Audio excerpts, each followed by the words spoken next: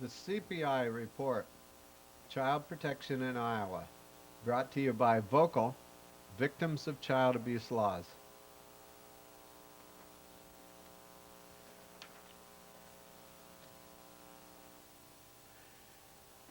You can watch our program on Channel 15, Mediacom, here in Greater Des Moines, Iowa.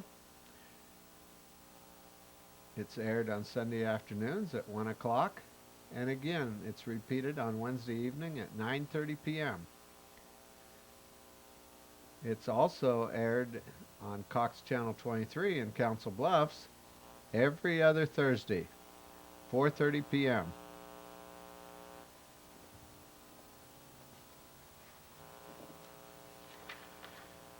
Our email address is vocaliowa@mchsi.com. My telephone number is 515-276-3956, and John's phone number is 515-282-2672. My name is Don Burgmaier, and with me at the controls is my co-host, John Harvey, and welcome to the CPI report. That stands for Child Protection in Iowa. We're interested in the issues that pertain to child protection, and we're going to have some stories on about how some of our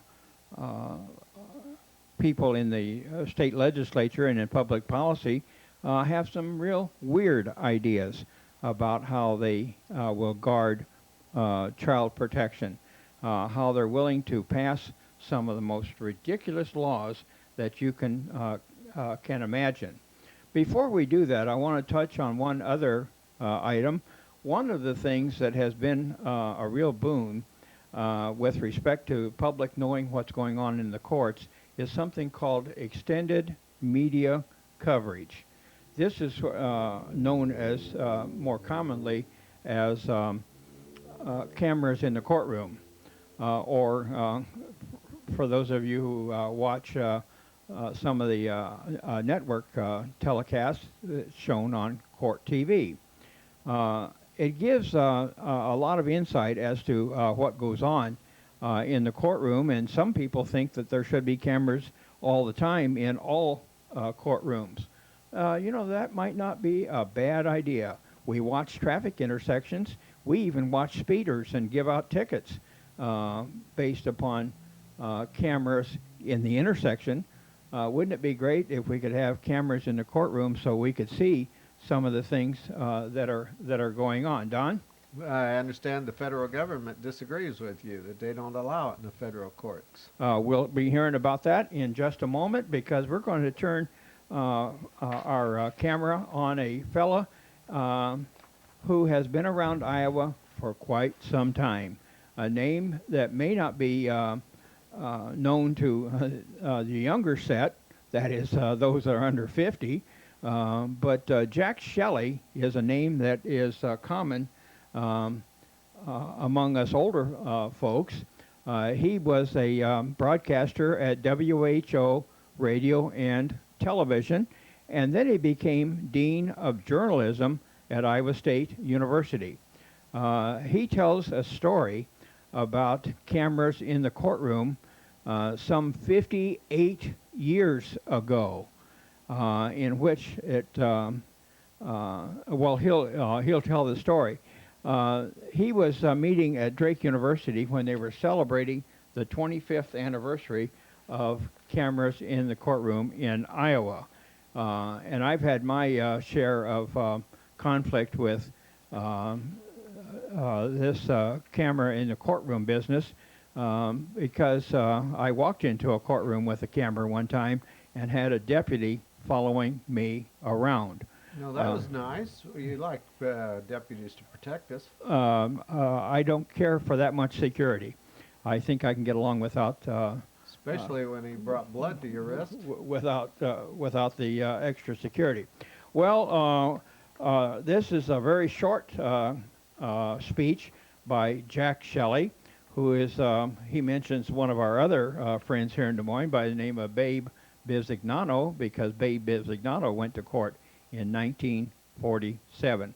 Let's now listen to Jack Shelley, as he tells about Babe Bizignano's case in court, and also about a brighter future. Perhaps we'll even have cameras in the courtroom in the federal court. Right now, they are completely banned. You have no right to have a camera in the federal courtroom, and apparently there are other people who disagree with that. But that is the situation as it stands right now.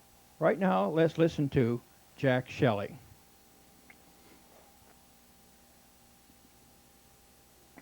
47, you may remember, two very colorful characters, Babe Bizignano and the municipal court judge, whose name escapes me right now, were in court because the judge was citing Babe for contempt.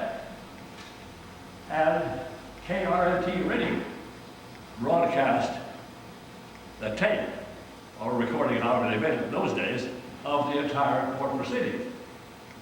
This led to a court decision firmly stated that this was a violation of the rules of the court procedure, and that from that time on, nobody would be able to use cameras in courtrooms.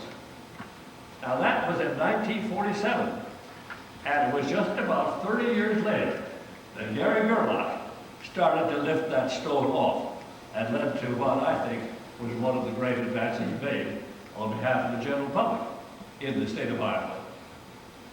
Now, there's still work to be done in that respect. And I'm kind of glad that I can quote to you from a release just made the other day by the International Radio and Television News Directors Association, of which I'm the founder and was the third president. They announced in the last few days that RTNDA is supporting legislation introduced by Senator Specter, the chairman of the Judiciary Committee in the Senate, to allow television and radio coverage of the United States Supreme Court. The legislation would require the Supreme Court to allow TV coverage of its open sessions unless a majority of the justices vote that televising those proceedings would violate rights of those appearing before the court. Now, co-sponsoring this bill besides Senator Specter are Senator Leahy of Vermont, Schumer of New York, Grassley of Iowa, Feingold of Wisconsin, Carmen of Texas, and George Allen of Virginia. Now, in regard to this business of Senator Specter being particularly interested, that's not only important, but he then goes on to point out the following. Now, I think you might find this interesting. Judge Roberts, the new U.S. Supreme Court Justice, the Chief Justice of the United States, said in testimony during his confirmation hearings, he was open to the idea of televising Supreme Court proceedings. We've got more work to do, but let's be happy today. Thank you, Jack.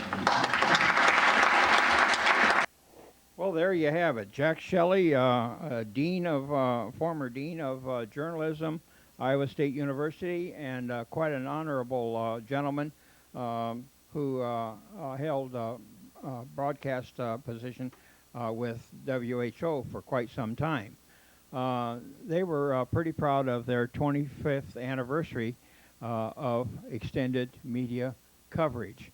I didn't applaud a whole lot with respect to their achievements, simply because I didn't think that they handled my case satisfactorily, and they seemed to stand behind a deputy who was totally out of bounds.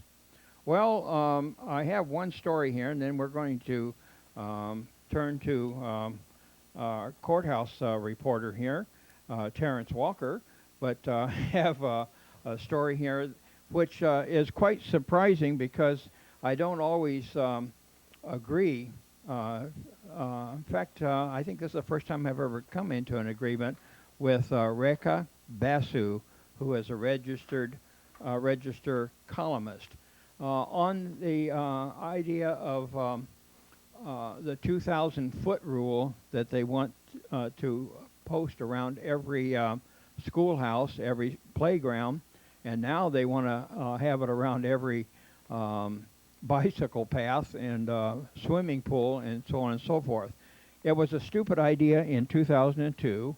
It was a stupid idea when that decision was barred by the U.S. District Court. It was a stupid idea when it was reversed in the Eighth Circuit Court of Appeals in St. Louis. It's a stupid idea all the way along. And now that the that the Eighth Circuit Court of Appeals has said nothing wrong with that law, go ahead and pursue it. And it was a stupid idea when they went back and tried to enhance it in the most current legislative session. Every single one of your senators, every single one of your state representatives voted for the reenactment of this law. How stupid. 2002, we're now at 2005, and people are beginning to realize just really how stupid a law it was. Why does it take that much time to figure out how stupid a concept is? But we got into it up to our eyebrows for causing all kinds of concerns around the state of Iowa, and now we have to go back and do something they call revisit the whole concept of the 2,000-foot rule. Does it enhance protection of children? The answer is absolutely not. Does it do anything for the welfare of children? Absolutely not. Does it make sense? Absolutely not. And that's what Rekha Basu also says, that it makes no sense. In reality, law on sex offenders makes no sense, she said. The man was 19 when he attended a party and exposed himself. It was a crime because a 13-year-old was there. It happened a decade ago, and the man pleaded guilty to a serious misdemeanor. He completed his probation. Now he has a wife and children and a job in Waterloo. But under the state's new residency requirements for people convicted of sex offenses against children, he can't live within 2,000 feet of a school or a daycare center. In fact, the only place he could legally live in Waterloo, he couldn't afford. So he has to live out in the country. An hour's commute away, his wife has had to quit her job and take on 2 lower-paying ones and drive 16 miles each way to her child's daycare. The man isn't considered much of a risk to children, but the ban on where he can live is permanent. His case is highlighted by the Iowa Civil Liberties Union, which last week appealed to the U.S. Supreme Court to overturn the law, and that's on a writ of certiorari. The lawmakers who came up with the residency requirements may not have had people like him in mind, but the law, which went into effect last month, doesn't differentiate between pedophiles and pranksters and felons and misdemeanor offenders. The ICLU suit also mentions a 19-year-old who had sex with a 15-year-old and a mentally retarded offender. Passed in 2002, the law was put on hold after the ICLU appealed it and during further appeals. But since last month, police in Iowa have been going door to door telling people on the sex offender registry they have to move or face arrest. Only those convicts who were in their homes before 2002 can stay. Preying on children for sex is a despicable crime. And yes, even the 19-year-old should have better judgment than to expose himself at a party, especially where someone underage is present. But should he be permanently banned from living in most cities and towns in the state? That's the law. That's the law's effect, argues the ICLU, especially in towns with populations over 250, which have a school or a daycare center. Even in-home or child care providers are covered.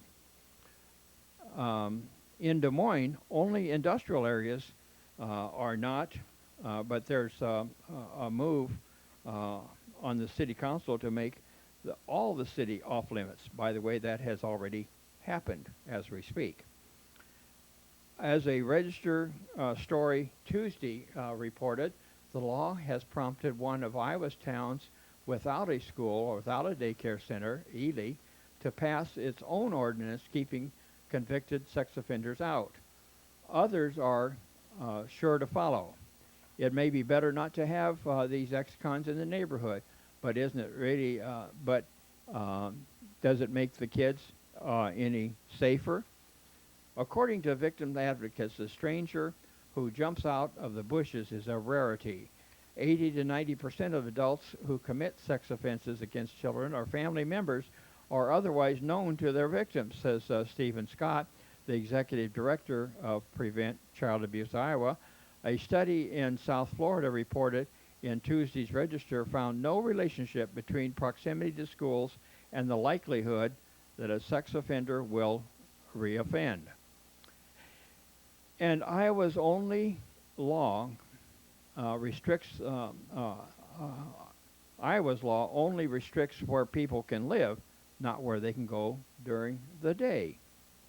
Beth Barnhill heads the Iowa Coalition Against Sexual Assault, but even she opposes the law, arguing that driving sex offenders into ghettos won't help rehabilitate them.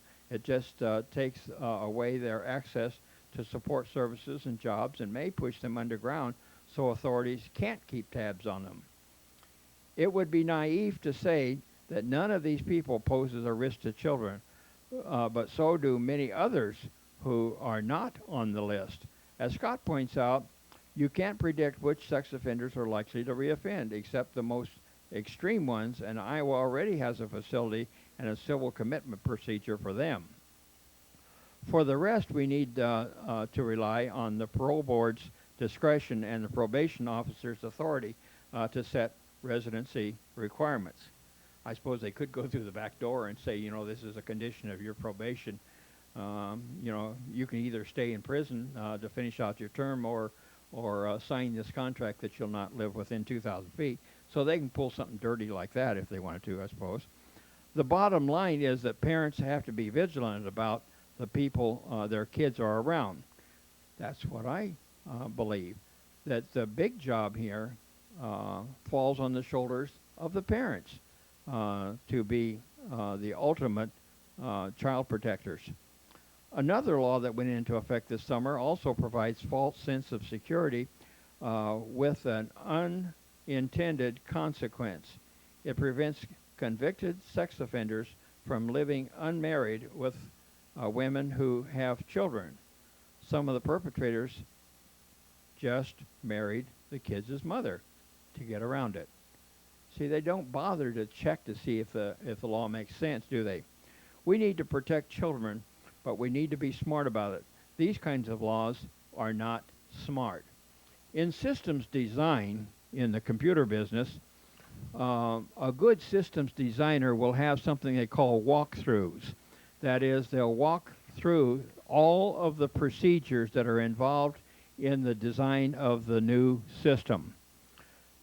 Every system will have holes in it, but good ones in which there has been a very careful walkthroughs and tests will not have holes in them large enough to fly a 747 through. This law has holes, bad holes in it, large enough to fly through with a 747. What do you think, Terrance? Well, I think it's part of what I called a couple weeks ago legislative lynch mob mentality.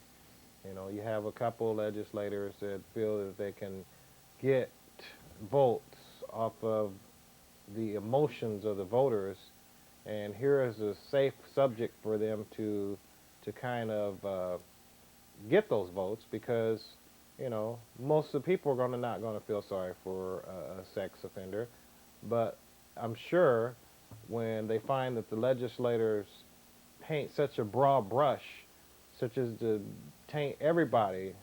I mean, you know, you got a guy that, you know, might have mooned somebody at a party when he was a teenager, and then you've got another guy that was with a 15-year-old and he was 19, you know. I can assure you that's happened to a lot of people that I've known. And a lot of times when kids are that age, 18 or 19, and the girl is a little bit younger, a lot of times the girl will lie about her age. So there you have a guy, or you know, in most instances a guy, who is just happened to be in a bad situation, unbeknownst to him, but yet he's, since it's statutory rape, he's branded as a sex offender in this state, and that and can't live 2,000 feet from pretty much almost anywhere in the state pretty soon, as more towns and cities are taking up and passing their own ordinances banning these so-called sex offenders. You know, and to paint such a broad brush as to say that everybody that has a sex-related offense is a sex offender, I think is a mistake. And I do agree that there is holes all into this policy. It's much like the Department of Homeland Security during the wake of the 9/11 incident. The legislators got together and said, well, we're going to do something about terrorism. We're going to have the Department of Homeland Security. And, you know, we come to find out that they placed FEMA under that umbrella. And during Katrina, it was FEMA whose primary obligation was to respond in the national disaster that was declared. What happened? Well, there was a bad law. They shouldn't have reorganized everything and left everybody confused about how things are supposed to transpire.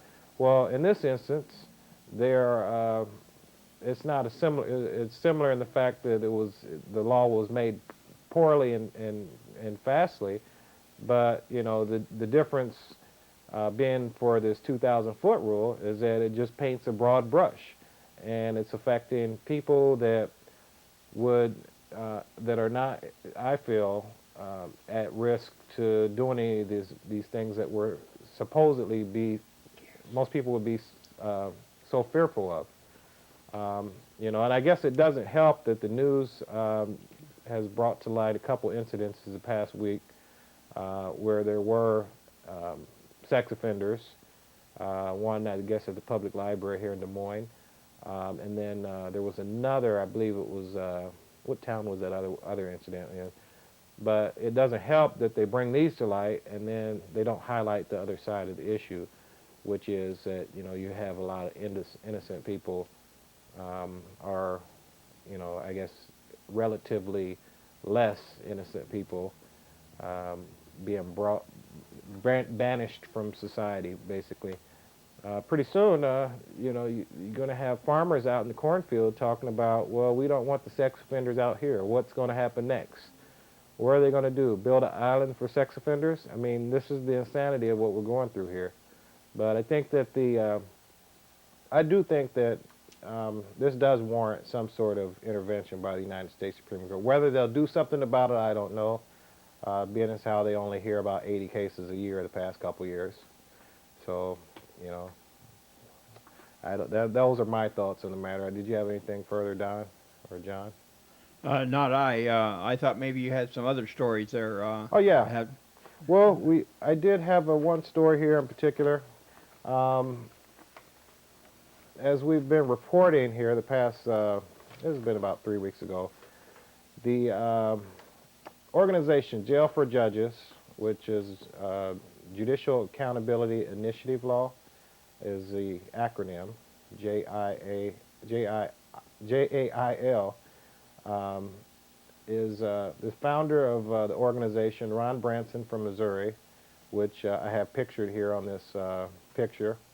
Him and his organization have been rallying in South Dakota to get 33,500 votes for the passage of jail. And some of you may ask, well, what is Jail for Judges? On their website, you know, I've been following this organization for a couple years. Matter of fact, some of the people that we're in communication with are a part of Jail as well as I.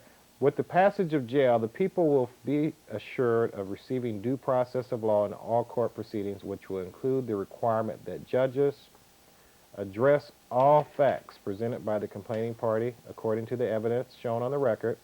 And this is an important one because a lot of times the judges will omit references to specific facts. Sometimes they will omit references to whatever issue it is that you're raising. We see this a lot in the appellate courts as well. I think I brought a couple cases to light along that. Number two is this is the second thing that jail is proposing it will do or accomplish. Consider opposing facts and evidence as against and relating to that of the complaining or moving party, not just arbitrarily superseding plaintiff's facts and evidence. And this is something that I've seen in a lot of cases, especially if it's a case where the person is not disposed of great influence and they're going up against someone or a party that is. You know, if you're, say for instance, if you don't have an attorney or if you have a public defender or a public aid attorney and you're going against the government, a lot of times the judge will just take word for word whatever the government is proposing as the facts and the issues of the case, and it will not even it won't even be close to whatever facts that you've presented. Number three is what jail is supposed to accomplish. Apply the appropriate law to the facts determined to be relevant and material to the case according to the evidence of record, and considering all evidence of both sides without partiality or bias. And like I said, we see this in the case where someone's not disposed of great influence against someone who is. Could be the high-dollar attorney against someone without an attorney, or a high-dollar attorney or a high-dollar client against a client with no money. Number four, submit written findings of facts and conclusions of law in all actions and proceedings, including a written explanation of motion dispositions. That's something that we don't see a lot of sometimes when we see those, especially the federal cases, some of the trial court cases. A lot of times the judge will just say, motion denied, and you'll never know why. It could be based upon an erroneous presumption or erroneous conclusion. You don't know. But, you know, even happens in some of the appeals courts where they decide cases without an opinion sometimes. Number five, this is the fifth thing that jail will do. Bring the case to a lawful conclusion in a timely fashion as specified by law. There's cases that, you know, they stall out cases for 3 or 4 years. I myself personally had a case that was held in abeyance by the Iowa Supreme Court back in the 90s for about 3 years. I had to take it to the federal court before they did anything. You know, this is an abhorrence. They should act upon issues, appeals that you bring before them, not sit around and act like you didn't bring an issue to them or an appeal to them. Well, the due process of law will provide the people's redress of grievances against their government in an open, honest, and complete manner without any appearance of impropriety. The people's unalienable rights to life, liberty, and pursuit of happiness, which include, but are not limited to, the right to acquire, possess, protect personal and real property, the right to be secure from intrusion, and the right to privacy, will no longer be alienated by government. And this is what jail is purporting to do. One other case of interest here. I thought this was a very interesting case. If you could flip over to the next page, Don. I got a case here from the Iowa Court of Appeals on October 12th this year, 2005. This case was involving in the interest of RB and JP and DP and BP, grandparent custodians.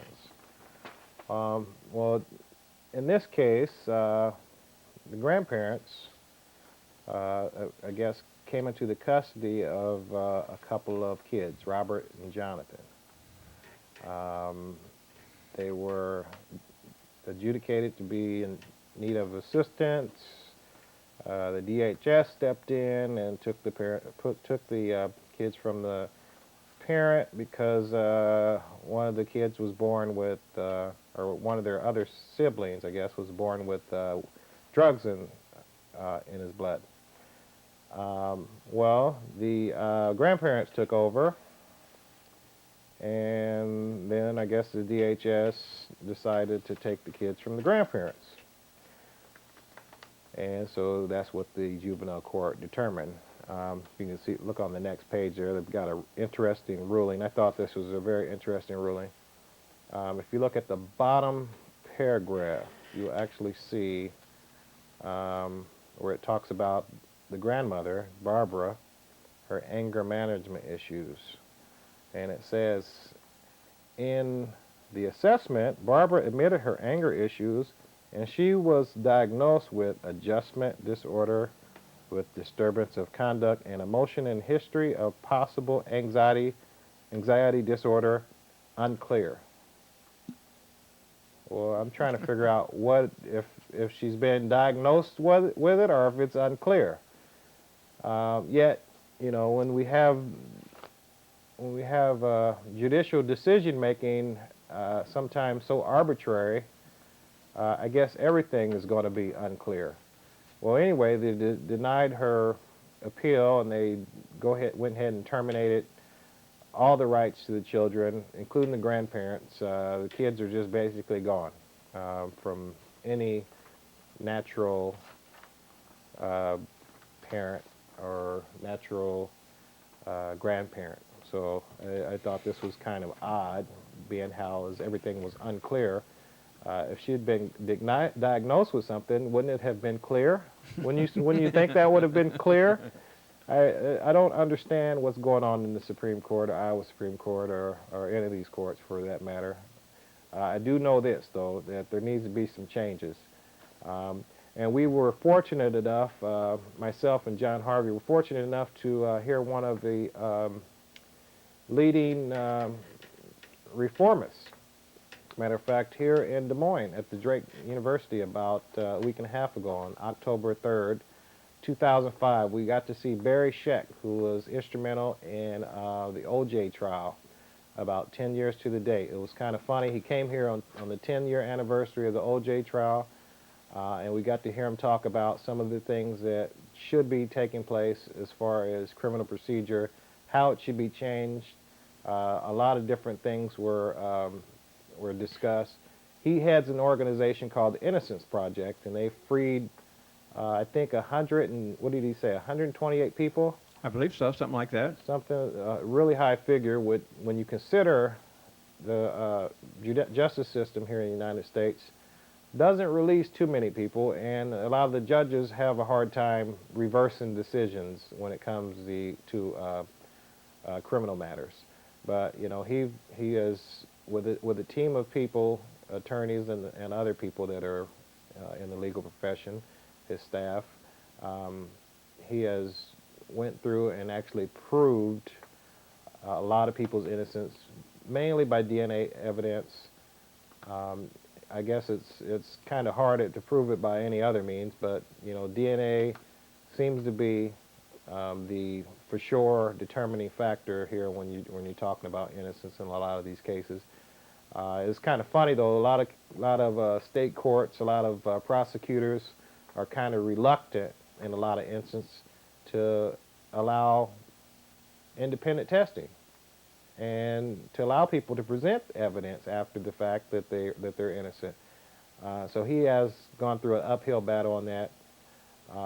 And I just wanted to note also, Barry Scheck was a guy, for all those that you weren't familiar with, who in the OJ trial, who he was. He was a DNA expert, attorney. He came in and questioned all of the staff of the wing of the police department out there that was actually responsible for doing the DNA evidence in the OJ trial 10 years ago. And I think he had the second most memorable quote of the trial when he said, "How about that, Dr. Fung?" I just thought that would be funny. Of course, the first one would be the first most memorable moment of the trial would be Johnny Cochran's famous quote, "If it doesn't fit, you must acquit." But Barry Scheck was, I thought he had the second most memorable quotation of the whole trial. But that's all I had. Did you have anything else to say on Barry Scheck's appearance? I thought he presented a very remarkable list of reforms to you know, to actually for most government institutions or police departments to actually follow. I don't know if it would be followed, but we'll All right. see. I'm glad that you got to sit in on a large share of his lecture. I had some other commitments that I couldn't break away from, but I did get to sit in on the last part of what he had to say. Barry Scheck is a real leader in this reform movement. He is a founder of the Innocence Project, and the Innocence Project is growing by leaps and bounds. And of course, every prisoner, I think, has taken hope because of what he has done, and every prisoner thinks that DNA will help get him out. Well, there's a lot of crimes for which DNA would have no value whatsoever. For an example, the man who exposed himself at a party, there's no DNA Right. that would break that person out of jail. Maybe a zipper would help, but if he had used a zipper at the right time. But some prisoners get it in their head that DNA, that is really going to be their ticket, their get out of jail card, and it doesn't always work that slick. Yeah, that's only the case if there were some bodily fluids that were actually preserved. Right. But yeah, he was very instrumental. I don't know if everybody remembers this, but a couple months ago they had a big stink in Houston about their labs down in Houston. The Houston police had basically relied upon this lab that was under government auspices. Wasn't certified. It wasn't.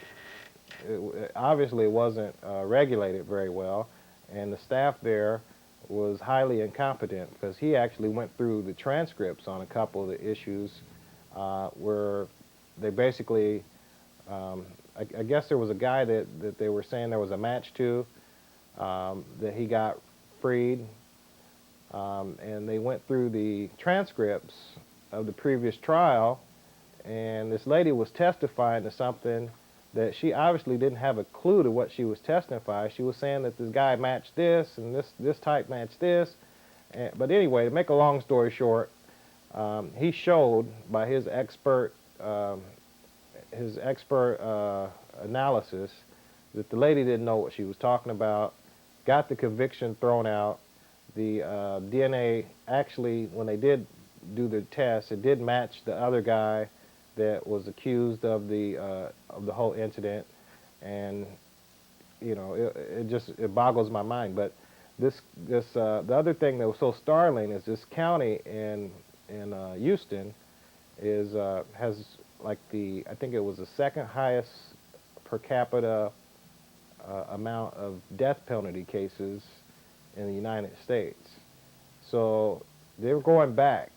I think they're reviewing about 1,000 cases. They're putting people, and the thing is, they've been put a lot of people to death on this, based on the findings of this lab, the same lab in Houston. But they're going to go back and re-examine about 1,000 cases, I think, because they had shoddy facilities, they had shoddy techniques, and they had a staff that didn't know what they were talking about. Who would care as long as you get a conviction? Well, I guess that's the opinion of that's the view of the prosecutors in a lot of instances. But you know, it's horrible. You know, you've killed probably a couple hundred people from that lab, and the lab obviously doesn't know what they're doing over there. You know, he was a big advocate for independent labs with independent credentialization. Because he was abhorred by what he termed to be police and lab coats. There should be no bias when it comes to the scientific fact-finding process. especially when it comes to a DNA analysis, that may ultimately have a guy killed. So, I just thought that was good to share about the Houston lab, because that is a very, very big story.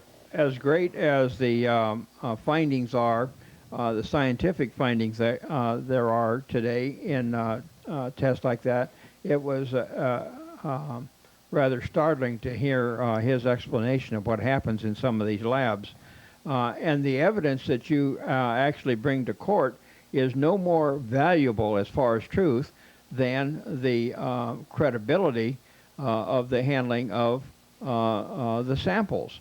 If you can switch samples, if you can corrupt the data one way or another, or if you can put a break in the chain of what they call the break in the chain of custody of a sample, so that it is exposed to some kind of corruption, then that's what happens in some of these cases, and some of them are serious felony type cases. So I was impressed with what Barry Scheck had to say here on these issues, and I wish I'd been there for the whole session to hear his comments. I'm glad that you were able to bring some of those to light here, Terrance. Okay, we're going to ask Don to take a look. He won't read the entire story here, but and part of the reason why he won't read the entire story is because some of it ran off the edge of the page, and it's kind of hard to make up words if you don't have all the letters involved. So That's a matter of opinion, John. you mean you're going to read the words that aren't there? Why, sure. Now I'm going to read a news article here by Register staff writers, and it's dated October 11th. And a comment up on the top side is, child predator reports scare parents. Take a deep breath. Keep a watchful eye, officials say. This is written by Jeff Eckhoff and Megan Hawkins, and it's read by me. Justin Newman knows all about the Amber Alerts and the young girls who were snatched. He's heard the talk about reducing the number of places where child molesters can live, and news accounts of grown men arrested on charges that they prey on children. Newman, the Des Moines stepfather of 3 girls ages 4, 6, and 10, know that whatever everyone worries about as a parent in Iowa, it's definitely a concern, especially when it's happened so close to home, Newman said. You have to keep a constant eye on your children. You have to educate them about the fact that they don't talk to strangers. Unquote. Iowa and national public safety experts agree. Parents should not panic because of unseen predators who might be lurking in the shadows. Iowa children still face a vastly higher risk of death from congenital health problems than from violence at the hands of a stranger. So they overemphasize what the issue here is what they're saying. Quote, you don't want to be too fearful, said Des Moines Police Sergeant Barry Arnold.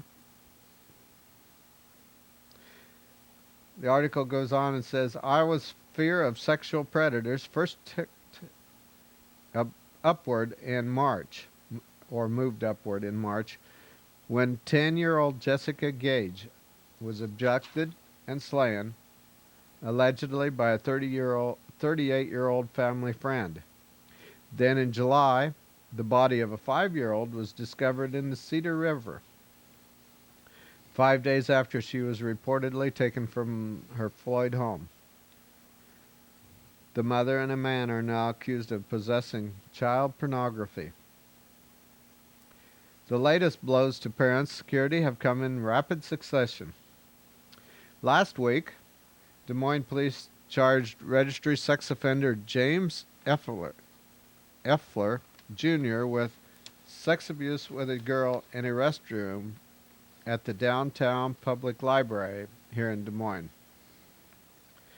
On Friday, Ottumwa police arrested Brandon Stanley, 29, in the 9-hour abduction.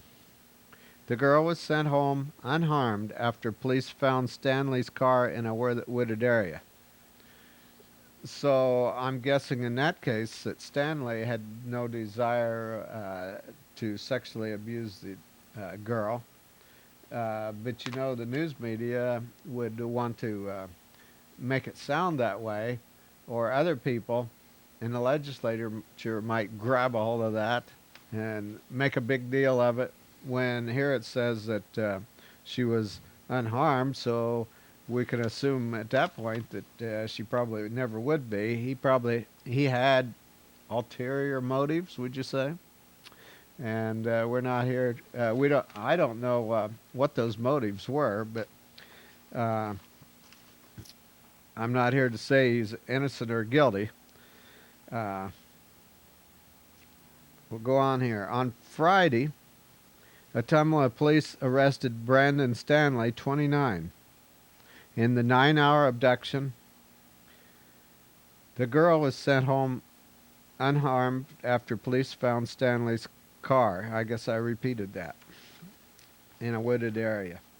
Then Monday, on the same day, Des Moines city leaders voted to expand a 2,000-foot rule where molesters can live legally.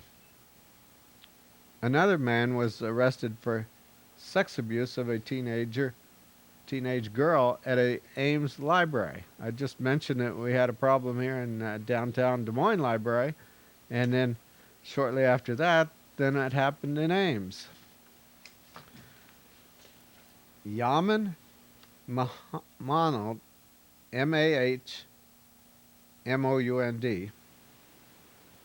he's 20 years old, is charged with one count of an indecent contact with a child. Police said he's a regular library. He goes to the library regularly. He inappropriately touched a girl after he asked her about a picture in a book. Well, at that point, it raises red flags to me. We don't know what that inappropriate touch was. Maybe that was in the mind of somebody that all they can think about is sex abuse.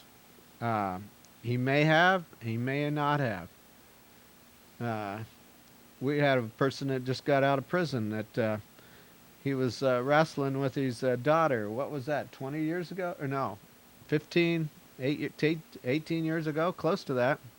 Spent all this time in jail because he was having fun, and the girl was having fun with her father, and the system decided, we're going to just destroy that family. And so he was thrown in prison for wrestling with his daughter. And the daughter, all this time, has grown up without a father she loved. The husband has lost the companionship, the relationship of a husband all this time. And it's cost the taxpayers of the state of Iowa a lot of money. So let me warn you, families out there, if you do anything in the home, you could go to prison. I mean, some of these laws are very, very unjust. It's more in the mind of, we talk about sex abusers out there, but some of these people that dream up some of these laws are just as bad. We'll go on. Statistics say most children are harmed by someone who knows them. In other words, a close family member. A U.S. Justice Department study in 2002 estimated that 63% of children abducted had a previous relationship with their abductor. Likewise, Iowa statistics show 38% was taken by a stranger. Barry Arnold, who we mentioned earlier here in Des Moines, a police officer, said, "My philosophy is that you don't know they're safe if you can't see where they are." Well, that might be a good thought, but if you stake your life on that all the time, that that doesn't win any points in our book here. Uh, sure, no one is safe. You never know when you're going to take the last breath and die. You never know when a car will go out of control and you're dead. So uh, you don't want to just assume that, according to Barry Arnold, that you don't know they're safe if you can't see where they are. Well, that's true. Taken out of context, I believe, is his thinking. David Lynn agrees that keeping an eye on children is the most important thing. Well, as a parent, you should be very concerned about your children. He says, quote, people think it's Iowa. It doesn't happen here. Well, I think we've got one of the best states in the United States. Uh, Dean Wright, professor of sociology of Drake University, has doubts about Iowa restricting where child molesters can live. The latest Des Moines police ordinance approved the law keeping child molesters from living within 2,000 feet of parks, playgrounds, and public facilities. I believe the residency requirements are generally there to placate, Wright said. Programs that make people feel good usually don't work. John? That's the reason I wanted to get into that particular article, because of particularly what Dean Wright had to comment, and I think it's rather interesting that there seems to be a mass of people who are looking into this issue, and I'm hoping now the governor says he's not going to do anything about it. He's not going to raise doesn't want the legislature to raise the issue. Well, it was a bad law, and bad laws need to be reformed. I think that's the only thing that we should say about bad laws. Get rid of them, and they probably should look at some of the other problems that they have with House File 619 and cut down that $5.3 million that it's costing us to run 619.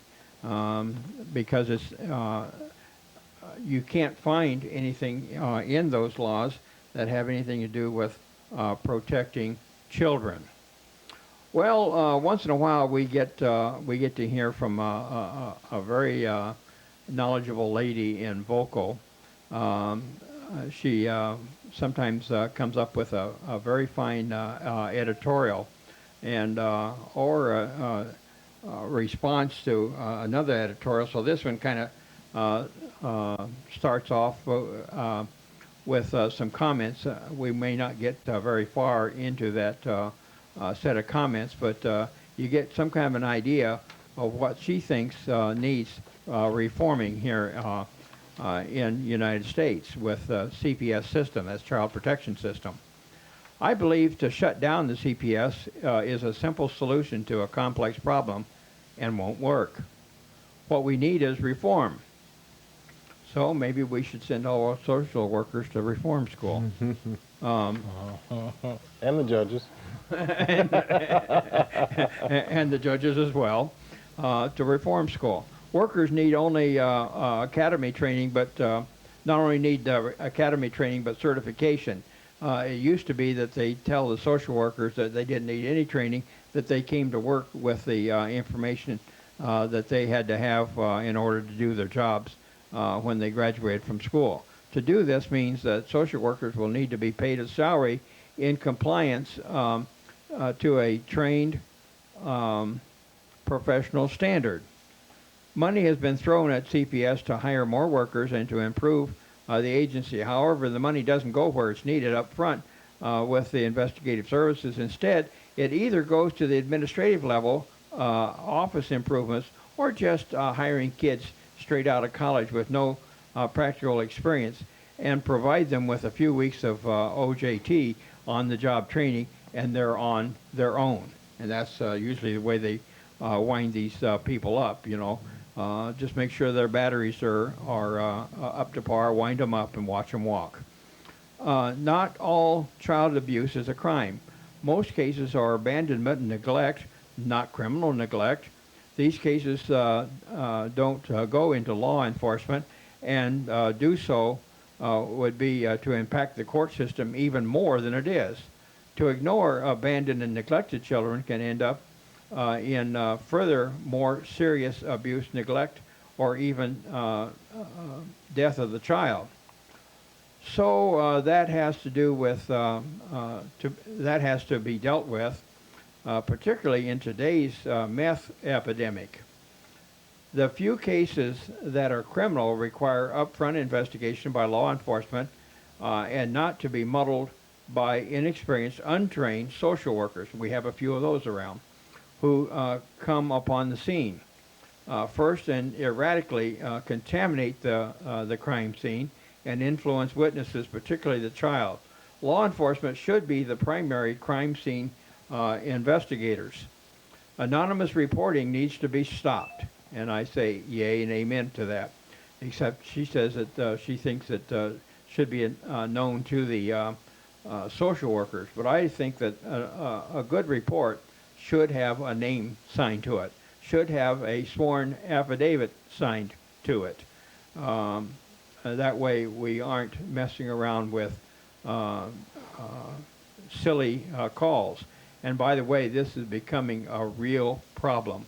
If you're ticked off with your neighbors down the street, all you have to do is call Child Protective Services. Yeah, I've had that happen before. Is that right? No fun whatsoever. Anonymous reporting needs to be stopped, and all reporters should be at least be known to the agency, so that frivolous, vengeful, repetitive reports would not be rolled on. Documentation on calls should be maintained, not only information about the suspected abuse, but, as in my proposal, would make note of the callers as well.